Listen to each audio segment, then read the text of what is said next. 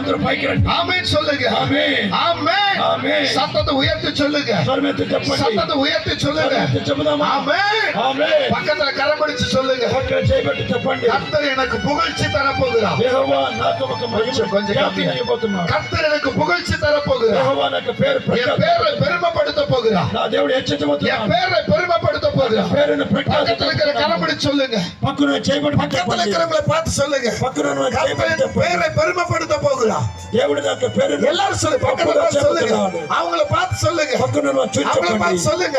கர்த்தர் என் பேரை புகழ செய்ய போகிறார். పేరును మరి ప్రఖ్యాతి చేయబోతున్నాడు. ஹalleluya. హల్లెలూయా. விசுவாசம் இல்லனா நீங்க சொல்ல வேண்டாம். విశ్వాసం లేకుండా చెప్పొద్దండి. விசுவாசம் இல்லனா சொல்ல வேண்டாம். విశ్వాసం లేకుండా இந்த చెప్పొద్దు. வயசுல எனக்கு என்ன புகழ்? ఈ వయసులో నాకే కీర్తి. நான் படிச்சிருக்கிறேன். నేను బాగా చదువుకున్నాను. நான் நல்ல சம்பளம் வாங்குறேன். నేను బాగా జీతం చేస్తున్నాను. நல்ல வீடு இருக்கு. నాకు మంచి ఇల్లు ఉంది. சகோதரர் சொல்லுங்க. సహోదరు చెప్పండి. உங்களுக்கு புகழ் வேணுமா வேண்டாமா?